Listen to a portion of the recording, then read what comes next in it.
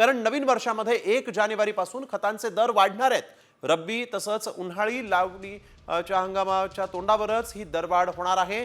अतिवृष्टीमुळे उत्पादनही घटल्यानं शेतकऱ्यांचा पाय आर्थिक खुलात जातोय। तर खतांचे दर कसे वाढणार आहेत पाहूयात ग्राफिक्सच्या माध्यमातून।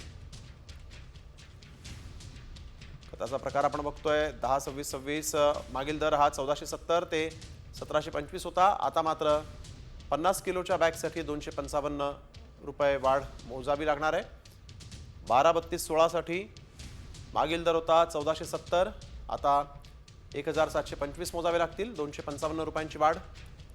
DAP या खतासाठी म्हणून पूर्वी 1350 रुपये मोजावे लागत होते, आता मात्र 240 रुपये अधिकचे असे 1590 रुपये मोजावे लागत आहेत। TSP 46 या खतासाठी म्हणून 1300 रुपये मागचा दर होता, आता मात्र 50 रुपयांची दरवाढ झालेली आहे, 1350 रुपये मोजावे लागणार आहेत। 1 जानेवारीपासून जर हे खताचे दर वाढले तर रब्बी हंगामात शेतकऱ्याला फार मोठी अडचण भासणार आहे आणि त्यामुळे शेतकरी फार अडचणीत येणार आहे। त्यामुळे रासायनिक खताची तरी चालू वर्षी गव्हर्नमेंटनं रेट वाढवू नये अशी आमची सर्वसामान्य डीलर लोकांची अपेक्षा आहे। वळूया पुढील बातमीकडे। महायुतीच्या मंत्र्यांचं खातेवाटप झालं असून अनेक मंत्री आता कामाला लागले। मंत्री ॲक्शन मोडवर आले असून अधिकाऱ्यांच्या भेटी घेऊन आदेश आणि सूचना देत आहेत। चंद्रशेखर बावनकुळे, संजय शिरसाट, नितेश राणे आणि योगेश कदम यांनी पहिल्याच दिवशी आपापल्या विभागाचा आढावा घेऊन अधिकाऱ्यांना फैलावर घेतलाय।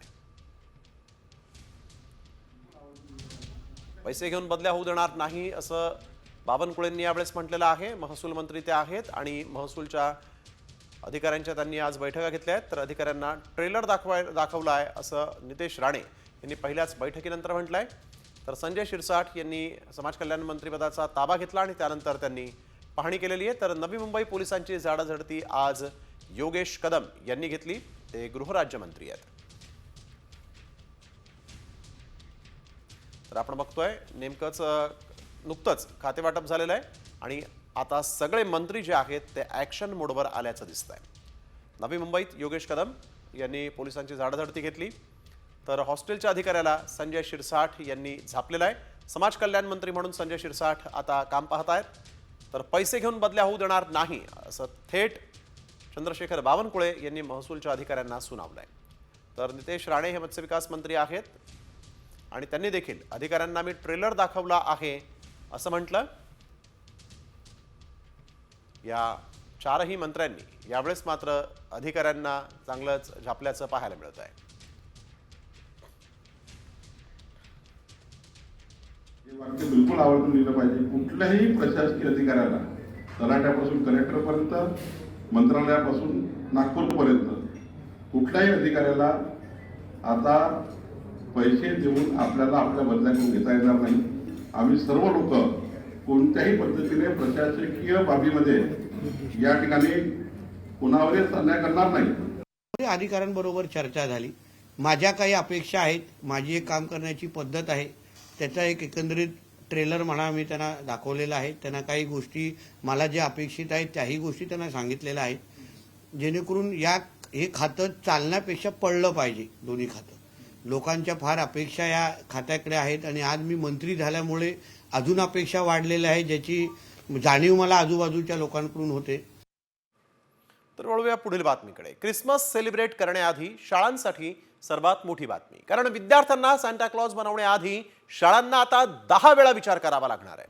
पालकांच्या लेखी परवानगीशिवाय शाळांना कोणत्याही विद्यार्थ्याला सांता क्लॉज बनवता येणार नाही। बाल हक्क आयोगानं तसे आदेश दिलेले आहेत। नाताळच्या निमित्तानं लहान मुलांना सांता क्लॉज बनवलं जातं, मात्र यावरून वादाचे प्रसंग उद्भवले होते। त्यामुळे विद्यार्थ्यांना सांता क्लॉज बनवल्यावर कोणताही वाद झाल्यास शाळेवर कायदेशीर कारवाई केली जाईल। मध्य प्रदेशच्या बाल हक्क संरक्षण आयोगानं शालेय शिक्षण विभाग आणि राज्यातील सर्व जिल्हाधिकाऱ्यांना तसं पत्र पाठवलं आहे।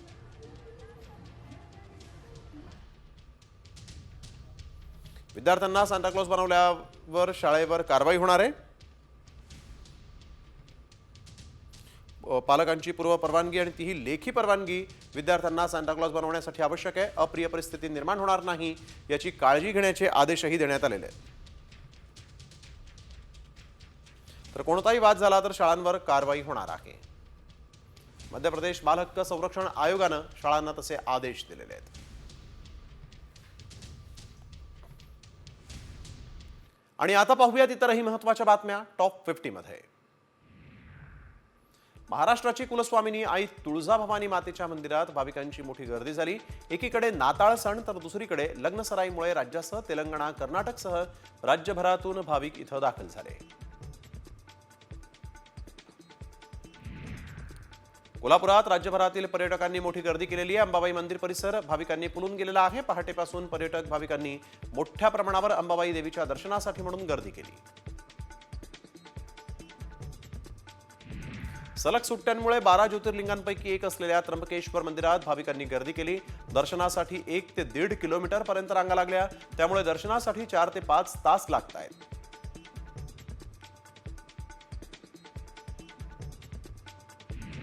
शेगावमध्ये भाविकांची मोठी गर्दी पाहायला मिळते. मंदिर प्रशासनाकडून देखील येणाऱ्या भाविकांची गैरसोय होऊ नये म्हणून विशेष खबरदारी घेतली जाते.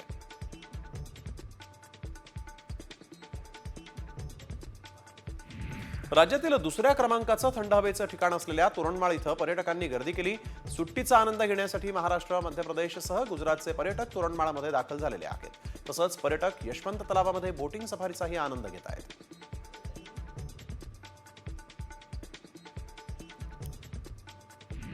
सिंधुदुर्गमधील देवगड, मालवण आणि वेंगुर्ला समुद्र किनाऱ्यावर पर्यटक सध्या तरी गर्दी करू लागलेले आहेत. तसंच मालवण किल्ला पाहण्याकडे देखील पर्यटकांचा मोठा कल दिसून येतोय. तसंच राज्यातील शाळांच्या सहली सुरू झाल्यामुळे या सहली देखील समुद्रकिनारी या सहली भेट देऊन पर्यटनाचा आनंद घेताना पाहायला मिळत आहे. नाताळाच्या सुट्टीमुळे पर्यटक मोठ्या प्रमाणात कोकणात दाखल होत आहेत. सिंधुदुर्गपासून ते रायगडपर्यंत समुद्रकिनारी पर्यटकांनी हाऊसफुल झालेले असल्याचं दिसतंय. गणपतीपुळ्यात देखील मुंबई, पुणे, नाशिक आणि पश्चिम महाराष्ट्रातून मोठ्या संख्येनं पर्यटक गर्दी करत आहेत.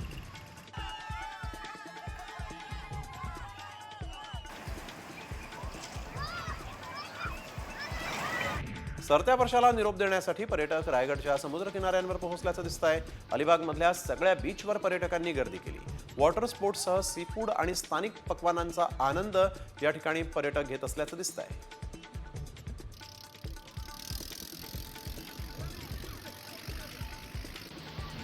नवीन वर्षानिमित्त मध्य आणि पश्चिम रेल्वेवर अतिरिक्त सेवा चालवण्यात येणार आहे. सीएसएमटी ते कल्याण आणि सीएसएमटी ते पनवेल 2 तर चर्चगेट ते विरार या स्थानकादरम्यान 4 सेवा चालवण्यात येणार आहेत.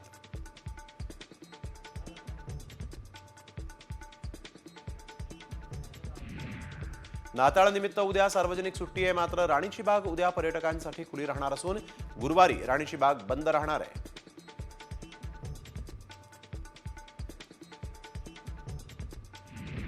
रायगडच्या कोर्लाईमध्ये नाताळची वेगळीच धूम पाहायला मिळते. पोर्तुगीज देश सोडून गेले तेव्हा त्यातील काही लोक रायगडच्या समुद्रकिनारी असलेल्या कोर्लाईमध्ये राहिलेले आहेत. त्यांचे वंशज आजही तत्कालीन परंपरा जपत नाताळ सण साजरा करतात. इथं प्रत्येकाच्या घरात येशू ख्रिस्तांच्या जन्माचा प्रसंग देखाव्याच्या स्वरूपात साकारला जातोय. नवी मुंबई परिसरात वाहतूक नियमांचं पालन करणाऱ्या वाहनचालकांना सांताक्लॉजद्वारे चॉकलेट देण्यात आलं आणि यावेळेस वाहनचालकांनी उपक्रमाचं स्वागत केलं तर वाहतूक पोलिसांनी नियमांचं पालन करण्याचं आवाहन वाहनचालकांना केलं आहे.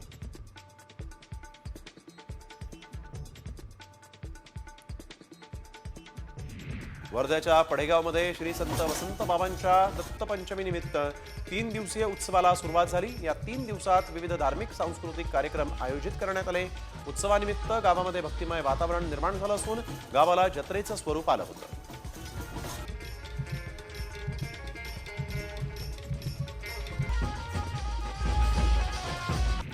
अयोध्येत रामलल्लाच्या प्राणप्रतिष्ठा महोत्सवानिमित्त 11 ते 13 जानेवारी असे 3 दिवसीय भव्य उत्सवाचं आयोजन करण्यात आलं. 11 जानेवारी रोजी दुपारी 12 वाजून 20 मिनिटांनी रामलल्ला यांचे अभिषेक आणि भव्य आरती करण्यात आली आहे.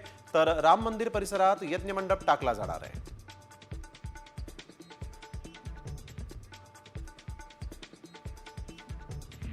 दाऊदचा भाऊ इक्बाल कासकरच्या हस्तकानं बळकावलेला फ्लॅट ईडीनं सील केलाय. एका बांधकाम व्यावसायिकाला धमकावून या फ्लॅटवर कब्जा करण्यात आला होता.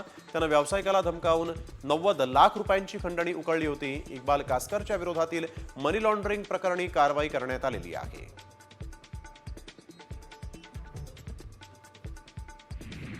मोबाईल रिचार्जसाठी आता जादा पैसे मोजावे लागणार नाहीत.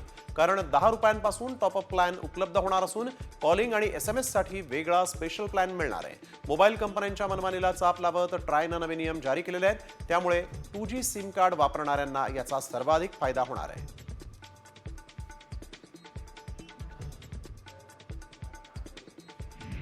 MPSCच्या परीक्षांची तारीख जाहीर झालेली आहे. गट ब परीक्षा 2 फेब्रुवारीला तर गट क परीक्षा 4 मे रोजी होणार आहे. तर उमेदवारांना 26 डिसेंबर ते 6 जानेवारीपर्यंत अर्ज दाखल करता येतील.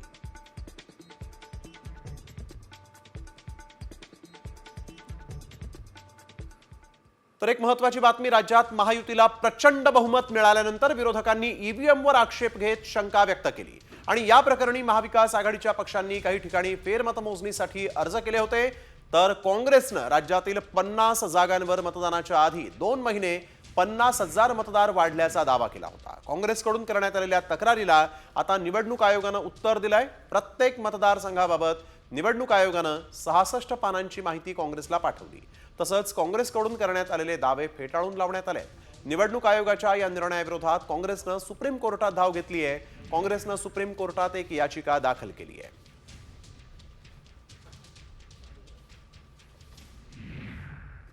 अमित शहांनी केलेल्या वक्तव्याच्या निषेधार्थ बसपानं बारामतीमध्ये धरणं आंदोलन केलं. नगरपालिकेच्या समोर बसपाचे कार्यकर्ते आक्रमक झाले होते. यावेळेस परभणी घटनेचा देखील निषेध करण्यात आला.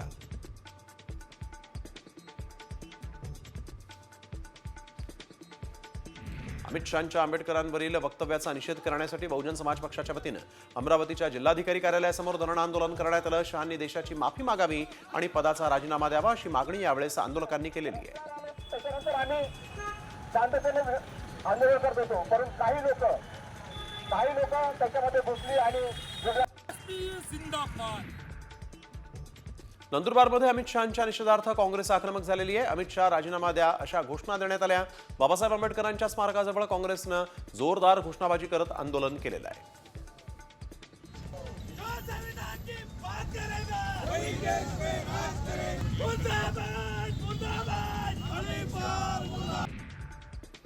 वाशीच्या सेक्टर 26च्या मोकळ्या भूखंडावरील अनधिकृत झोपडपट्टी आणि अवैध धंद्यांच्या विरोधात नागरिकांनी आंदोलन पुकारलंय. सिडको आणि मनपा प्रशासन कारवाई करत नसल्याचा आरोप नागरिकांनी केला. यावेळेस आंदोलन स्थळाजवळून जाताना वनमंत्री गणेश नाईकांनी ताफा थांबवत आंदोलकांच्या समस्या जाणून घेतल्या.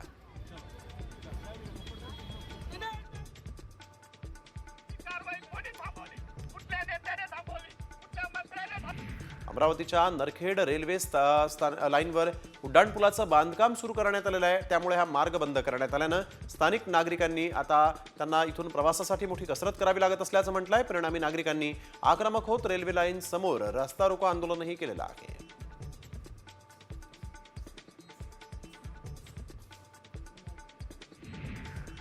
कोल्हापूरच्या काळंबावाडी धरणाच्या गळतीची तज्ज्ञ समितीकडून पाहणी करण्यात आली आहे. दूधगंगा दगडी धरणाची गळतीच्या कामासाठी म्हणून नववर्षाचा मुहूर्त साधला गेला. दरम्यान धरणाला लागलेली गळती एकदम काढता येत नसून टप्प्याटप्प्यानं हे काम करण्यात येणार असल्याची माहिती समितीनं दिलेली आहे.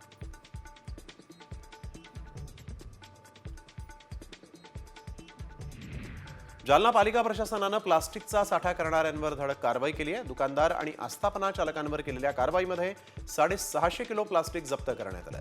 शहरातील सर्व दुकानदार, आस्थापनांना तसंच नागरिकांना प्लास्टिकचा वापर करू नका, अन्यथा कडक कारवाई करू असा इशारा देण्यात आला आहे.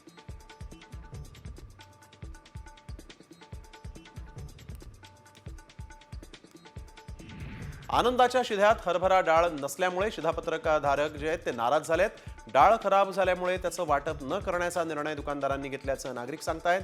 याबाबत वरिष्ठ अधिकाऱ्यांकडे तक्रारी करून देखील ते दखल घेत नसल्याचा आरोप नागरिकांनी केला आहे.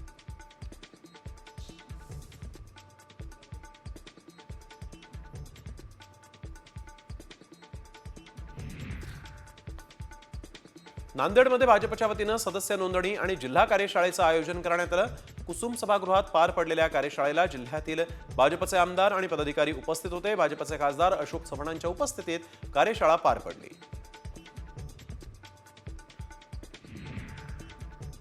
पुण्यातील वानवडीच्या जगताप चौकात कारनं दुचाकीस्वाराला उडवल्यानंतर दुचाकीस्वार फिट येऊन रस्त्यावर पडला होता. त्याच रस्त्यानं जाणाऱ्या पोलीस उपायुक्त डॉक्टर संदीप भाजीभाकरेंनी आपल्या वैद्यकीय कला वापरून या तरुणाचे प्राण वाचवलेले आहेत. यावेळेस नागरिकांकडून भाजीभाकरे यांचं कौतुक झालंय.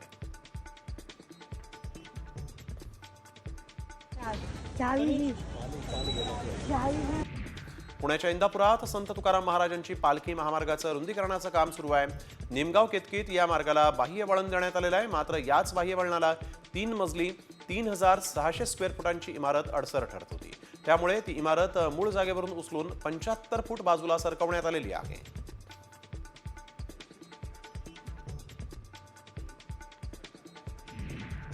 राधानगरी तालुक्यात साळवे येथील तरुणाची इस्रोमध्ये निवड झाल्यामुळे त्याच्या कुटुंबियांनी आनंद व्यक्त केलाय. रोहित विद्या लक्ष्मण पाटील असं त्या तरुणाचं नाव असून तो शेतकरी कुटुंबातला मुलगा आहे. स्वतःवर विश्वास ठेवला की नक्की यश मिळतं. मला मिळालं तुम्हालाही मिळेल अशी प्रतिक्रियाही रोहित पाटील यांनी दिली आहे. नांदेडमध्ये केळीवर कर्पारोगाचा प्रादुर्भाव झालाय आणि यामुळे शेतकरी हैराण झाले. सतत वातावरणात बदल होत असल्यामुळे त्याचा फटका आता केळीच्या पिकावर बसलाय.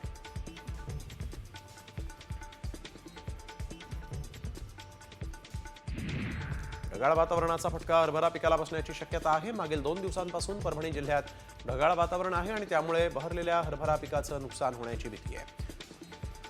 निसर्गाच्या या लहरीपणामुळे शेतकरी पुरता हवालदिल झालाय.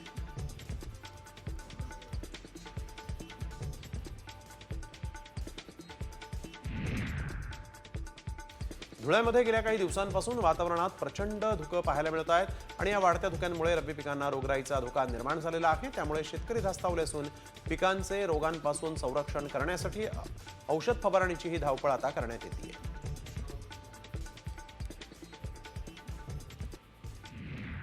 तर एक महत्त्वाची बातमी, वर्ध्याचे जिल्हाधिकारी राहुल कर्डिले यांची नाशिक महानगरपालिकेच्या आयुक्तपदी आता बदली करण्यात आली आहे.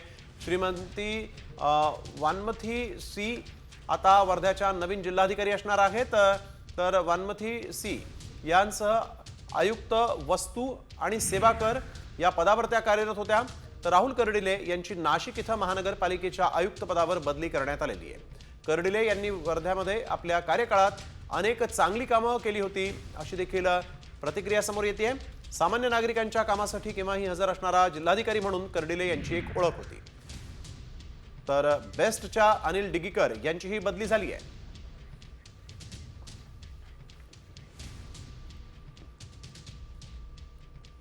आता बातमी तुमच्यासाठी महत्वाची आहे. भांडी घासण्याचा स्पंज तुम्ही वापरता का? भांडी घासण्याचा स्पंज तुम्हाला आजारी पाडू शकतो. हे आम्ही का म्हणतोय त्यासाठी पाहूया हा एक रिपोर्ट. आपके किचन में जो स्पंज है वो एक साइलेंट किलर बन सकता है। रिसर्च कहता है कि एक स्पंज में टॉयलेट सीट से भी ज्यादा बैक्टीरिया होता है, मिलियंस। स्टडीज ने ये प्रूव किया है कि स्पंजेस में हार्मफुल बैक्टीरिया जैसा साल्मोनेला और ई कोलाई ग्रो करता है, जिससे बैक्टीरियल इन्फेक्शंस हो सकता है और in extreme cases kidney failure भी हो सकता है। तुम्ही भांडी घासण्यासाठी स्पंज वापरत असाल तर सावधान, कारण भांडी घासण्याचा स्पंज हा टॉयलेट सीट पेक्षाही घाण असल्याचा दावा करण्यात आलाय. फक्त दावाच नव्हे तर हे लॅब मधल्या चाचणीतही सिद्ध झाल्याचं व्हायरल व्हिडिओत म्हटलंय.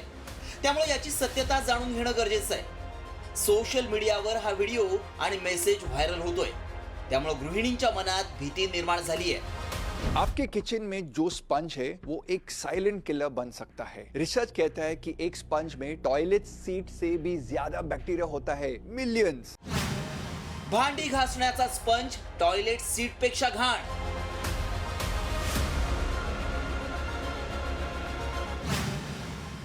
स्पंज मधील बॅक्टेरिया आरोग्याला घातक.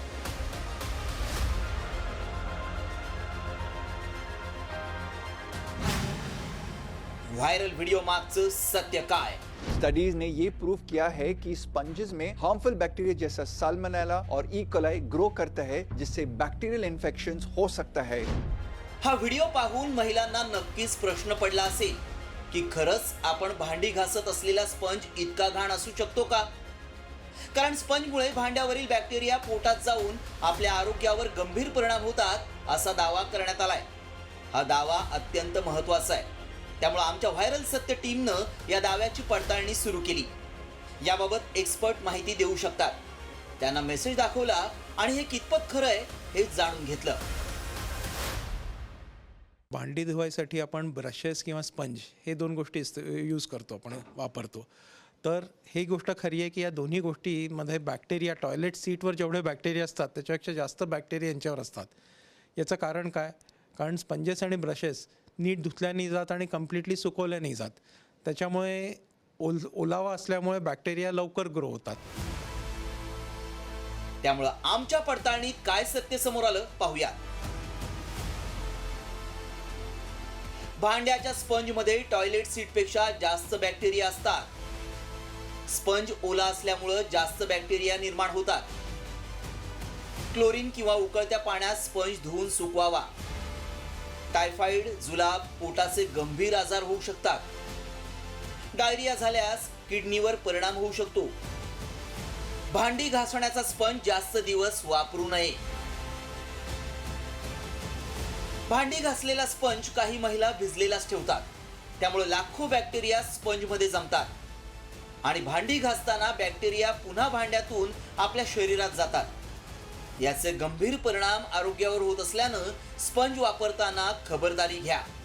आमच्या पडताळणीत भांडी घासण्याच्या स्पंजमध्ये टॉयलेट सीटपेक्षा बॅक्टेरिया असतात हा दावा सत्य ठरलाय. ब्युरो रिपोर्ट, साम टीव्ही न्यूज.